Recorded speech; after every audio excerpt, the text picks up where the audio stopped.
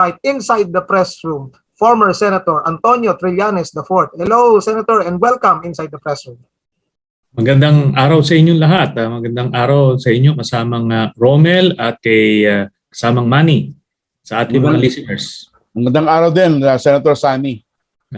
Nako, maganda ang araw pero mainit ang talakayan natin dahil ilang linggo na ba natin pinag-uusapan yung COA findings at kung gaano kainit pinag-uusapan sa media at sa social media, ganun din kainit, Senator, di ba? Ang reaction ng Pangulong Duterte, I think, tanggap mo naman yung label sa'yo na arch critic ng Pangulong Duterte kasi even before he became president, talagang sinundan mo na at sinubaybayan mo na yung mga galaw ng dating mayor ng Davao City. In fact, let's start yung discussion natin. Let's talk about yung September 4 post ninyo sa inyong Facebook page where you mentioned that since 2015 or 2016, namamayagpag na ang Davao Mafia. Can you provide us with a better context ng inyong post?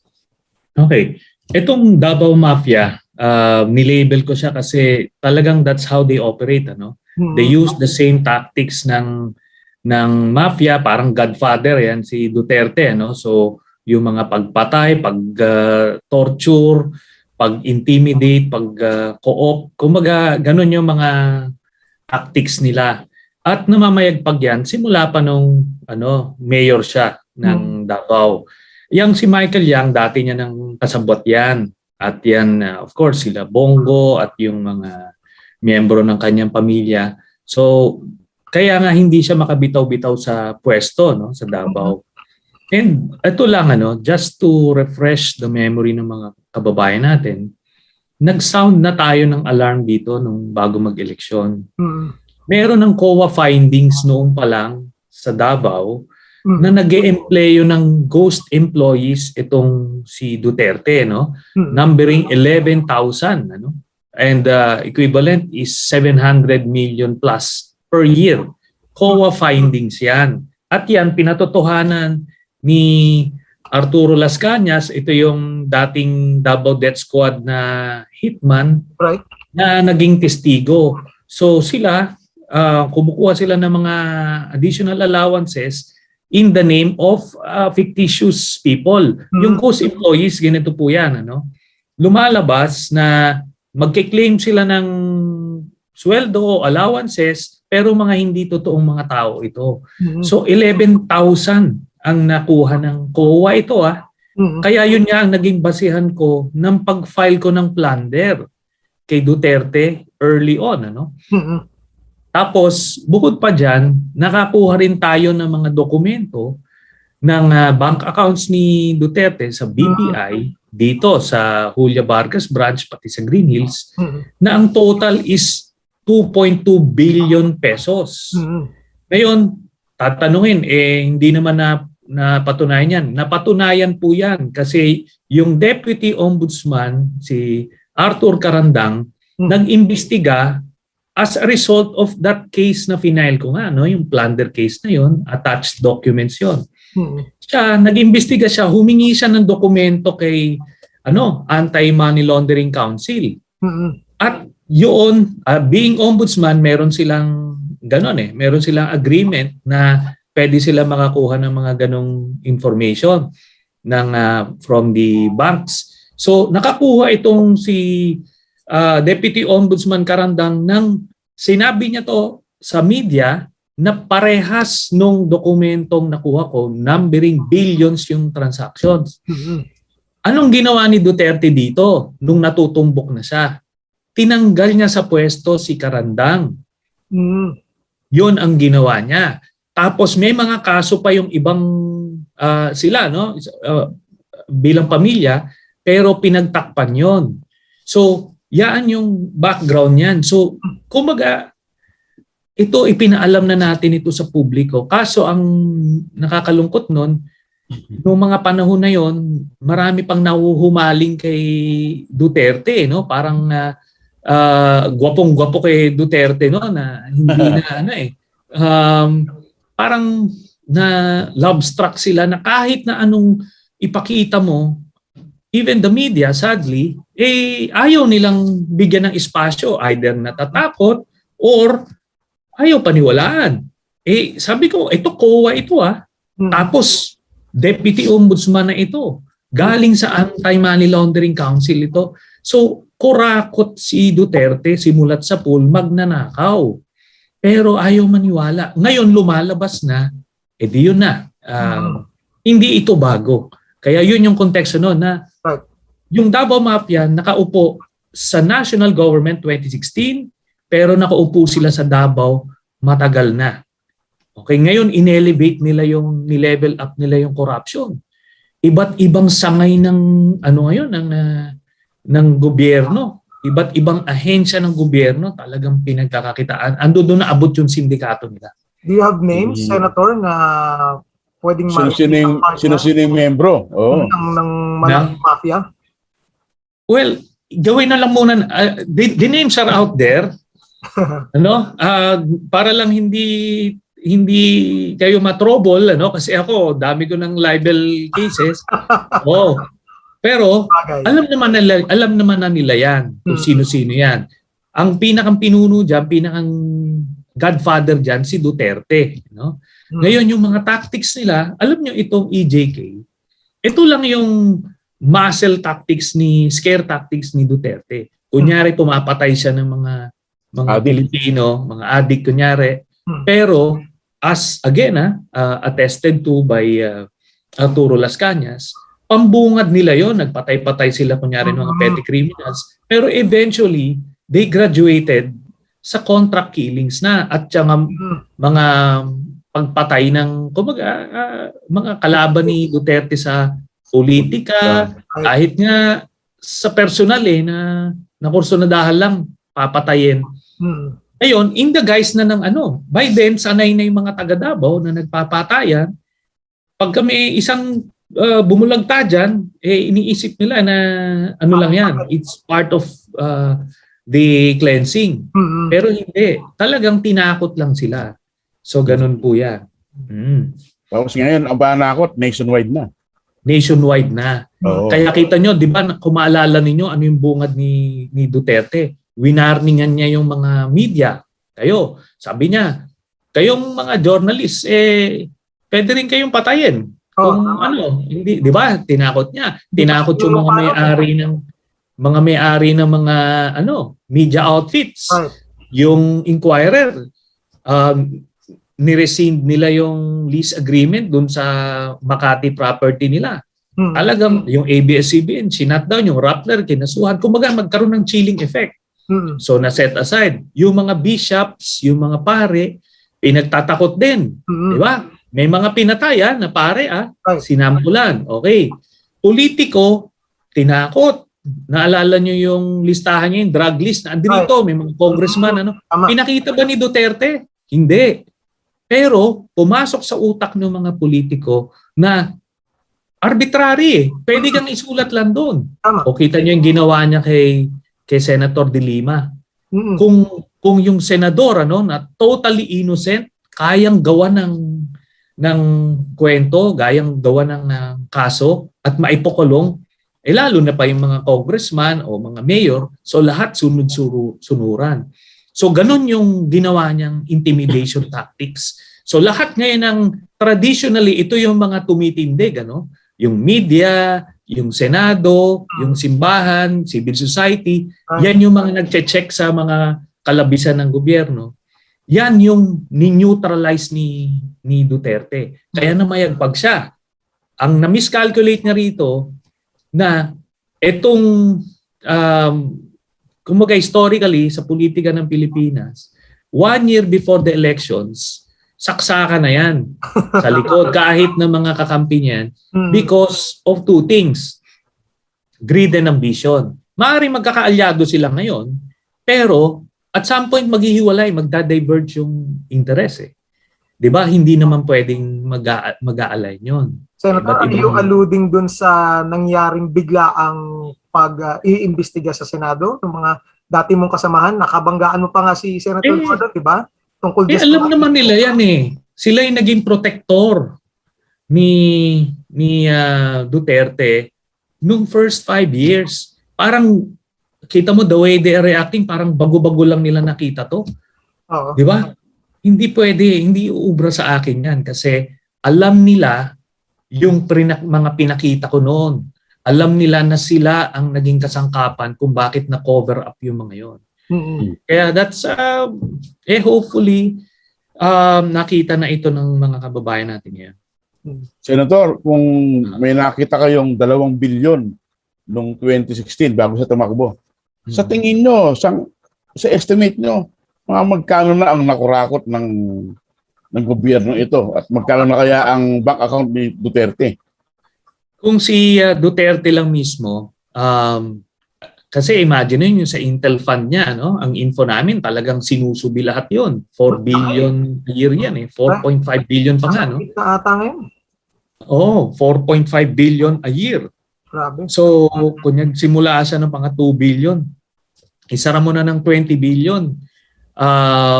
Doon pa lang sa Intel Fund, effortless yun.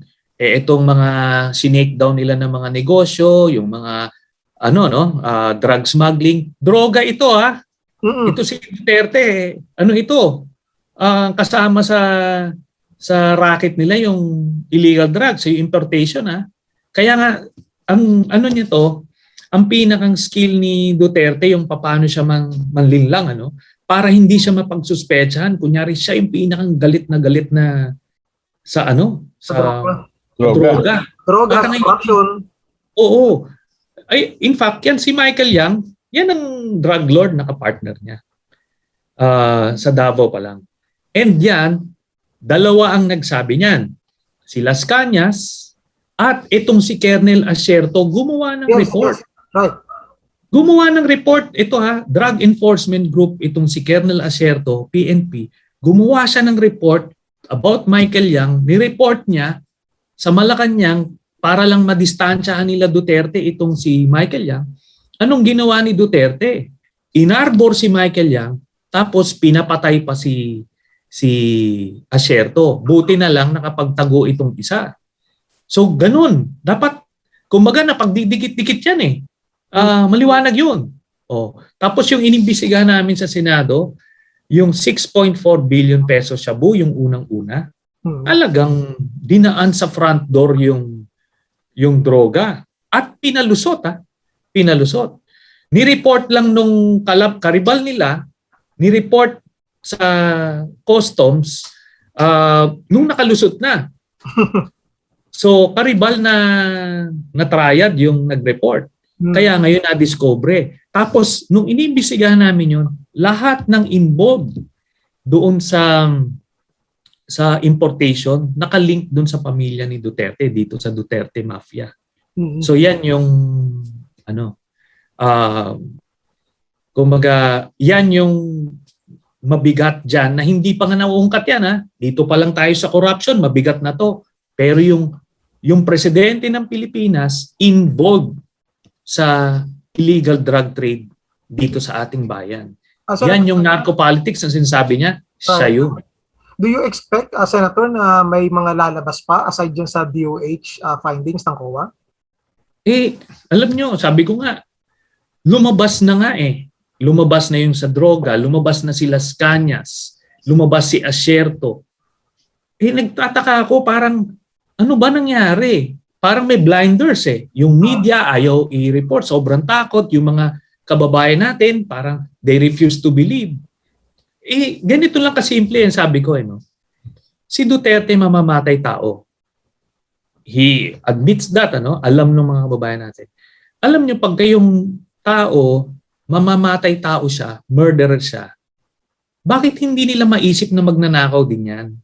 Nasa ilalim yung pagnanakaw Di ba? Kung kaya mong pumatay, barya lang sa'yo yung pagnanakaw. So, bakit hindi nila ma-dikit ito? Well, yun na nga, part na nga doon dahil in-intimidate at hinaras yung media at itong mga senador na kino-op naman, kaya ganon, hindi nalalaman ng mga kababayan natin. So that's sad. But yun na nga, okay na yan na lumalabas yan. But believe me, ang dami niyan. And because these people, they working on the environment of impunity. Kaya very reckless, walang pakialam sa mga documentation. Kaya huling-huli itong mga ito. Ano to kumbaga, very crude yung kanilang corruption tactics. Kung sasabihin mo si Bongbong, yung Marcos family ay medyo sophisticated yung pagnanakaw, tsaka wholesale, pati sila GMA. Ito hindi. Very crude. So yung conclusion mo, Senator, na dahil parang kampanteng-kampante itong grupo na to, pumalpak sila sa pag-clean up ng tracks nila dyan sa mga DOH transactions na yan. Actually, pumalpak sila pati sa, marami pa yan maraming transactions dyan. Sabi ko nga sa customs, litaw na litaw yan, NFA sila, yung pastilla scam, kanila lahat yan. Yung online sabong, yung sa Pogos, pati sa BIR shakedown, yung mga infra, ang dami nilang pati NFA So pero dito, kaya ito na discover kasi panahon na kumalas itong mga nag-aambisyon. Pero may mga malalaking issue na lumabas, yun yung frigate scam. Nung nilabas namin yan, pinotektahan pa nila. Itong mga senador na ito. Galit na galit sa'yo Yun nakapangalan diretso kay Bongo tsaka si Lau. Itong Lau, yung Yusek Lau na ito, kasama yan. O tapos recently, nag-present ako yung COA findings ito na yung binigyan ni Duterte ng 6.6 billion pesos na infrastructure projects yung tatay at kapatid ni Bongo. Straightforward. Sabi ko nga sa iyo, plunder talaga nakadokumento yung pagka-plunder Wala nang dami normally yung mga politiko na mga kurakot pagka magraraket sila sa mga infrastructure projects, meron silang dami na kontraktor. Pero kanila yon. Pero ito, nakapangalan talaga sa tatay at kapatid ni Bongo. 6.6 billion.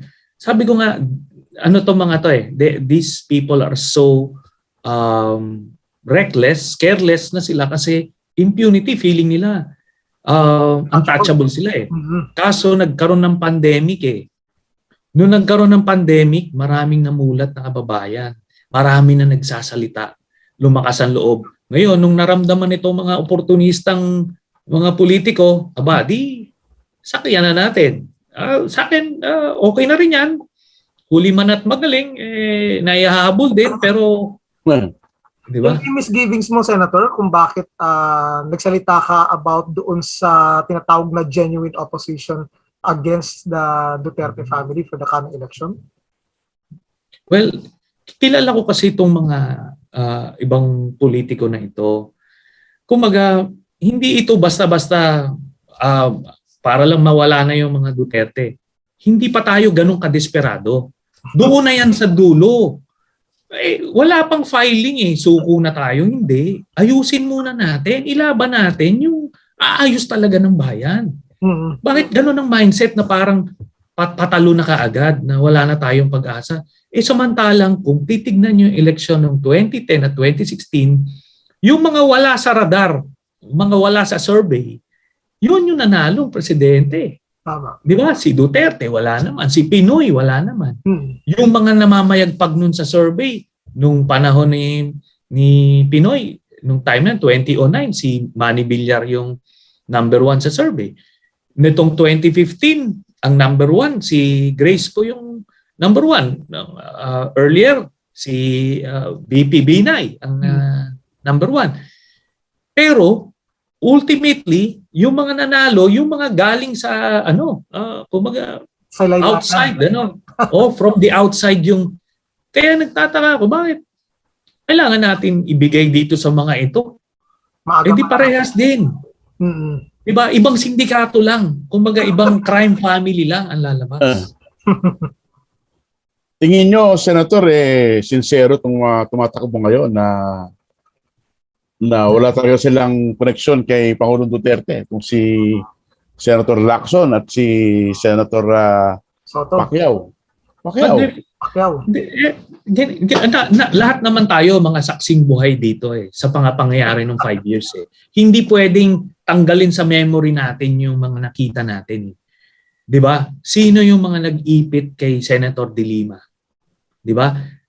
Alam nyo, inosenteng tao, mabigat na krimen na yan na yung inosenteng tao ikukulong mo. Alam nyo, nakikita ko si Senator De Lima. Pag binibisita ko siya, meron pa siyang special child na anak na tuwing natatapos na yung visiting hours na hihiwalay. Ang bigat yun sa nanay. Ako nakulong din ako, pero alam nyo, iba yung lalaki. Yung tatay, iba yung sa nanay malaki, mabigat talaga yung impact. Tapos kami at least talagang nagrebelde kami. Kaya kami nakulong Di ba? Ito si Senator De Lima, anong ginawa? Nakursunadahan lang Sinampulan lang. Yun ang mabigat doon. And these people, these senators, were complicit doon. Aside from that, yung sa EJK investigation sa drug smuggling, sila yung nagko-cover up hindi sa akin pwede yun. Siguro yung mga kababayan natin na hindi ganong sumusubaybay, maloloko nila. Ako, hindi nila ako maloloko. I-remind ko yung mga kababayan natin dun sa mga pinagagagawa nila. Ngayon po sa Senate Blue Ribbon, kanina, nag-hearing na naman na gusto dito sa DOH na scandal. May mga senador ata na nagtatanong para idepensa si Pangulong Duterte. Napansin niyo pa yun? Yun na nga, di ba? Meron pa rin ganyan. Yung mga hindi pa nare-realize na palubog na yung barko or kasama talaga sila sa barko, no? Kung lumubog man, no choice sila but to defend. Pero sabi ko nga, welcome na rin natin yan kung may mga matatapang na senador ngayon. Welcome pa rin natin yan. Pero sabi ko nga, wag naman natin, hindi naman pwedeng i-deceive nila yung tao na hindi sila kasabwat yan sa mga nangyari nila. Hindi kaya, Senador, dahil si Pangulong Duterte, dating mayor ng Davao, nasanay na sa kanyang karakter na mayor, binabaliwala yung COA, binabaliwala yung mga EJK na yan, at parang sa kanya, hari siya sa sarili niyang teritoryo, kaya dinala niya yung kanyang estilo sa Malacanang. Ganun po ba ang tingin nyo? Ganun nga po mismo ang nangyari, no? Yung culture of impunity, galing yan sa Davao. Same template naalala nyo, yung media, mineutralize din niya noon. Merong isang komentaristang galit na galit sa kanya noon. Binabanatan siya, si Jun Pala. Pinapatay niya. After noon, tapos na In fact, may isa pang komentaristang pinapatay for good measure. So tapos na. Tahimik na lahat ng media sa Davao. So kung ano nang pwede niyang gawin, ginagawa niya. So ganun din. Killings din kunyari. Yung galit sa kriminal, galit sa drugs, bentang-benta naman sa mga taga Davao kasi hindi naman nila alam yung tunay na pakay, Tapos, nung naging presidente siya, yun na nga, ni-level up niya lahat ng tactics niya and he almost got it, Yung ICC lang kasi, hindi niya na-factor in yun. Akala niya, nung mayor siya, kailangan niyang amuhin yung national, So iniisip niya nung presidente na siya, wala na siyang kailangang amuhin. Kaya talagang very, reckless sila nung first 3 years sa EJ case. Hindi nila alam yung ICC. Kaya nung final namin itong ICC case nung 2017, June 2017, akala nila, maiikutan nila. So ngayon, gumulong yung kaso. At ngayon, malapit na. Baka in the next few weeks, lalabas na yung announcement ng start ng investigation ng ICC. Yan, talagang manginginig na naman yan si Dutz. Kasi hindi niya alam kung paano niya pipigilin yan. Ano kayang impact nun sa ating bansa pag na-formally investigate na si Paul Duterte? Politically, minimal yan kasi hindi naman gaanong na-appreciate pa yung complexities ng proseso ng ICC. Pero psychologically, talagang lupay-pay na yan si Duterte kasi alam niyang iba na ito. Hindi ito parang yung mga police station lang diyan na kaya mong are-areglohin o kung sinong judge diyan. Hindi. Ano na to? Ibang level ito. Pagka nagkaroon ng global Outside this sphere na eh. warrant, edi wala, ang hirap nang gumalaw niyan. Right. Oh. Pwedeng ma-freeze yung kanyang mga bank accounts uli. Iba naman yon, yung sa Global Magnitsky naman yon, pwedeng pinapagulong din yon, ano? Pagka may human rights record ka, through that Global Magnitsky Coalition, mapi-freeze yung mga ano mo. Pero ang info namin dito kay Duterte, mga kahadero no? Ang approach niya, no? Tapos naglalabas sila ng pera, mga jewelry, ganun. Tapos meron silang mga safe houses sa mga nearby countries. Kaya doon yung nakakahadiyero. So ang estimate ko rito, Manny, mahina na yung 100 billion. Nako, Mahina na. tinalo pa si Marcos. Hindi. Ibang level yun si Marcos. Si Marcos, according sa Guinness, $10 billion. Oo. Kasi si Marcos naman, ang racket, yung gold na binibenta, na binibili ng Bangko Sentral, yun yung sinasiphon niya eh. Nagpiprenta sila ng pera ng Central Bank, tapos nire-remold niya yung kanyang gold. Ina-under-declare nila yung nabili na gold. So, kaya yun, medyo sophisticated. Nakita mo, ang dami pang mga layering. Pero ano pa rin, basyo pa rin in the end. Diba? Ano bang estimate mo, Senator? May pagka-copycat ba ni Marcos, itong si Duterte, sa kaso ng graft and corruption, human rights violation, pag-pressure sa media? Hindi. Mas ganito, no? Pareho silang masamang tao, pareho silang kurakot, pareho silang pareho silang human rights violator. Pero itong isa may finesse, nagpapanggap na maayos, may veneer of legality yung mga ginagawa niya. Itong isa talagang parang barbarian. Garapal gumalaw, garapal magsalita, kumilos, pati magnakaw, yung harap-harapan yung parang sabihin na lang nating bariotic, ika nga, yung estilo.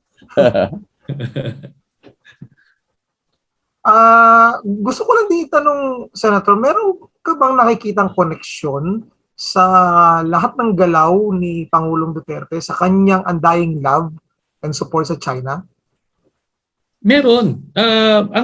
Ang connection dito is nung 2016, nag-contribute yung China sa kampanya ni Duterte.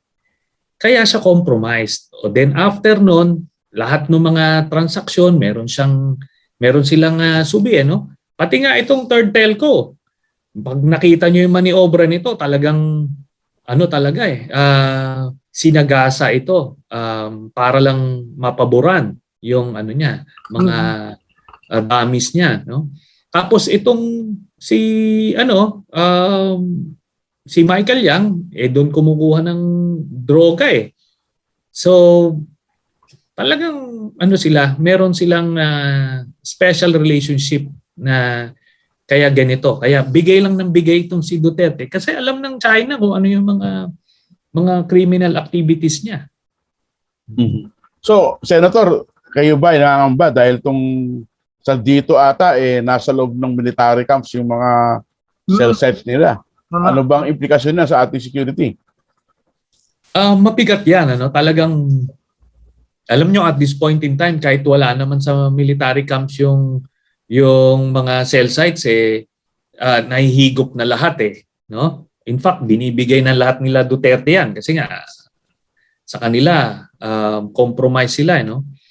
Pero pinadali naman masyado. Hindi Hindi na hindi na pinahirapan. pinahirapan eh. 'Di ba? Oo. So kumbaga, pinasok mo na sa kwarto eh. Imbis na dati, nakikinig pa lang sa may pinto. Naririnig nila, pero ito hindi. Pasok ka na lang para hindi ka mahirapan. Baka may ma-misquote ka pa o maling pag-transcribe. Yun. Senator, maiba tayo ng topic sa politika. Yes, okay. At tingin nyo, ilan ang tatakbong presidente sa darating na halalan? Okay. Itong next few weeks would be very critical doon sa decision ng mga ibang nag-iisip. Kasi tinitignan nila kung sino yung ilalaban ni Duterte. Ito bang si Sara tatakbo o si Bongo? Palagay ko kung si Bongo tatakbo, marami maingganyan lumaban. So, kung tumakbo si Sara, baka hindi na tumakbo si Bongbong, baka mag-partner sila. Di ba? Pag tumakbo si Bongo, baka pati si Cayetano tatakbo, sila Bongbong Marcos, Pacquiao, Isko, ayan. Baka si Lenny tumakbo rin. Kumbaga, yan yung mga moving parts na lahat sila ngayon nag-iiskrimahan. Nag-aantayan. Pero sa tingin niyo po si Pangulong Duterte tatakbong vice? Palagay ko. Kasi nasa utak nito, protection na eh. Hindi to na bakante si Duterte. Sarap na sarap ito sa kapangyarihan. Alam niya yung trappings of power, alam niya yung pribilehiyo, alam niya yung proteksyon na maibibigay sa kanya ng posisyon sa gobyerno. So in this case, feeling niya as Vice President, kahit papaano meron siyang kapangyarihan na pwede niyang magamit to protect himself. Nagkakamali siya dyan. Kasi talagang kunyari lumabas yung sa ICC investigation pagka hindi sila yung nakakuha ng presidency, talagang iahatid siya. Ako pa magbo-volunteer, iahatid natin sa sa dahilan. Oo. Di ba? Tapos ganun din dito sa mga investigations, plunder yung nag-aantay dito kay Duterte, murder, iba't iba. Kulungan talaga yung ending niya eh. Alam niya yon. Kaya ano bang gagawin niya kung magre-retire siya? Anong gagawin niya? Mamadyong, totoong ila eh. Wala naman tong bisyo kung hindi kapangyarihan.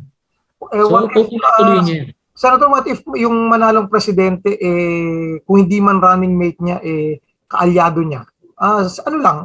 Hypothetical question lang. Do you see na biglang mag-resign yung presidente para siya yung umangat?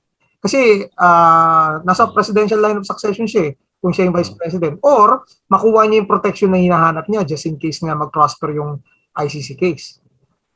Ang feeling ko, kahit si Bongo yung patakbuhin niya at manalo, hindi magre-resign si Bongo. Maaring hayaan siyang bigyan ng ng magde-defer sa kanya, pero hindi bibitaw 'yon. Kasi imaginein mo kung mag-resign siya, maging presidente si Duterte ulit, paano 'yan? May edad na yung mama. Sabagay. Kung after 3 years hindi niya matapos for health reasons, hindi na makakabalik yung isa, nag-resign ka na eh. Hindi na maando 'yon. So, lalo na kung hindi si Bongo. Goodbye na 'yan. Yung dito sa politika sa Pilipinas, karamihan, hindi ko naman nilalahat, ang basis ng alliance ay convenience para dun sa interest nila. Ngayon, pagka masyado ng toxic si Duterte, marami ng kaso na kailangan naglabasan na yung mga iba't ibang corruption o yung mga iba't ibang krimen niya. Bakit naman siya aarborin nung kaalyado niya? Kahit si Bongbong Marcos pa yan. Sabihin lang ni Bongbong, teka muna, hindi mo nga ako ipinanalo sa Supreme Court bakit sila? Di ba? Ganun lang yan. Kayo po, Senator, ano pong plano nyo sa darating na halalan? Nag-aantay kami ng desisyon ni Vice President Robredo. Kung tatakbo siya, di mag-all out tayo na suportahan siya at ipanalo siya at tatakbo ka ng Senado in that case. Mhm. Ngayon, kung hindi naman siya tatakbo, antayin namin yung nomination ng isang bayan. Kasi nag-commit kami doon, yung aming grupong Magdalo, nag-commit sa isang bayan. So we will have to wait kung ano pasya nila. Ano po ang tsansa ng na si Lenny nga ay tatakbo o sa dating na halala? Anong hearing niyo, Senator? Oo. Actually, wala nakakaalam. Wala nakakaalam. Even sa inner circle niya, wala nakakaalam. So, talagang sa kanya lang talaga. Sa kanya lang. May mga kutob kami kung saang direksyon siya, pero lahat naman yan magbabago eh. Pwede siya tumakbo, pwede siya hindi tumakbo. Pwede siyang tumakbo ng mayor ng Naga, for example. Pwede siyang hindi tumakbo altogether. Di ba? And yun na nga, pwede rin siyang tumakbong presidente. Medyo ma-divert ako konti, Senator, kasi nabanggit mo yung grupong Magdalo eh. Anong nai-hearing ng inyong grupo pagdating sa reaction ng military sa mga kaganapan sa gobyerno ngayon? Kasi nung mga 80s pa, di ba, issue ng corruption na naging dahilan, kaya nag-alsa ang Ramboys eh, di ba? Well, kung officers lang ang pinag-uusapan, talagang wala na sa kanya. Maliwanag yan eh, dun sa, alam mo yung Viber group ng mga PMAers, karamihan doon retired, pero pagkaparehas lang naman yung niyan eh, mentalidad niyan eh, no? Talagang binabanata na doon si Duterte kaliwat kanan, walang nagdedepensa na. Kasi hindi nakadepensa eh. Parang nakakahiya na eh. Kung ikaw magdedepensa ka pa rin kay Duterte at this time, parang ka na, nakulto ka na, no? Kasi kung bukas lang yung pag-iisip mo, maliwanag yun eh. So anong feeling mo, Senator, kung bakit hindi umaabot pa rin sa punto na nag-aaklas yung mga kasundaluhan natin kahit na ganito na yung nangyayari sa ating bansa? Kasi huli na eh. Ngayon, ang iniisip, hayaan na nating matapos ang termino. Pero ito, to their credit, ilang beses gustong gamitin ni Duterte ang AFP para ma-further yung kanyang kapangyarihan. Example na nung 2018, nung gusto kong ipakulong ni Duterte, nung kinancel yung aking amnesty, maliwanag yun sa presidential declaration ni Duterte na I am ordering the AFP to arrest si Trillanes at gawing i-subject sa court martial. Hindi sinunod yan ng AFP. So, yun maliwanag kay Duterte na hindi kanya ang sandatahang lakas that early. And you have to give credit dun sa professionalism ng AFP na nangyari na nung panahon ni Pinoy, talagang meritocracy yung ginawa, hindi yung bata-bata system. Meron pa rin mga elementong hindi ka nais-nais dyan, pero by and large, maayos yung liderato. Pero yung PNP po ata, Senador, hawak pa rin ni Duterte. Parang private army niya.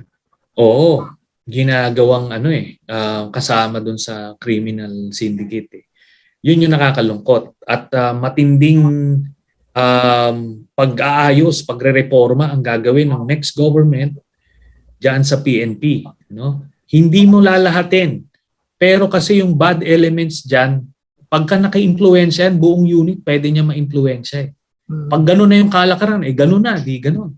Tapos kung deviant ka, maayos ka na pulis, minsan pinapatay pa.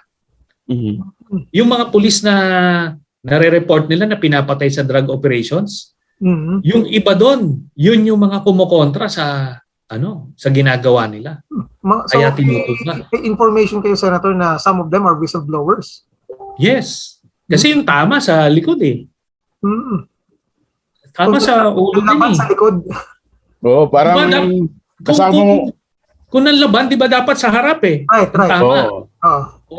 Hindi. Yung police ang tama sa likod eh. So kasama ba rin? Oo, kasama mo yung bumaril. Oo, kasama mo rin. Oo. So, yun. Ano? Hindi natin nilalahat. Pero kung sa 100% na mga mga namatay na pulis, yung sa nanlaban lang siguro mga ilan, 5%. Mhm. Ang konti lang nun. Compared mo dun sa libo-libong mga drug operations nila na talagang summary executions actually. Mhm. Nangyari. Manny, last question kay Senator. Okay na ako. Siguro bigyan natin ng pagkataon si Senador na manawagan sa ating mga taong bayan, no? Ito na yung opportunity yun, Senator. Will give you the opportunity to, considering lahat ng mga napag-usapan natin dito sa podcast sa episode na to, paano ito makakatulong sa ating mga botante sa darating na 2022 elections? Senator Trillanes. Okay. Well, unang-una, nagpapasalamat ako sa inyo, kasamang Romel at kasamang Manny for this opportunity to be heard at sa inyong podcast. Good luck sa inyo and I hope na maka-reach ito to as many audience as possible. Hindi lang ito episode nyo at future episodes. Itong mga nangyari sa ating bayan ngayon is a development na sana mas napaaga dumating para mas maagang namulat yung mga kababayan natin. Therefore, mas konti na nakaw nila, mas konti namatay na Pilipino, mas konti naghirap. Pero ganun pa man, mas maganda nang namumulat sila kaysa sa darating yung eleksyon na uulit na naman sila for the next 6 years at hindi nakakayanin ng ating bayan. So, napaka-importante itong election na ito. Huwag tayong maniwala agad sa fake news. Kilatisin natin ng maayos. Alam nyo naman yan marunong naman tayo kumilatis kung sino yung maayos at yung masamang tao di ba? Pagka yung mga kababaihan, pag kami nanliligaw sa kanilang alam nila yan kung sino yung mga nambobola lang. Masama alam nila yan yung nambobola tsaka ano. So sana ganon ang pagkilatis natin at nasa ganon magkaroon ng pag-aasang makarecover yung ating bayan. Yun po. Salamat po. Salamat po. Maraming salamat, Senator.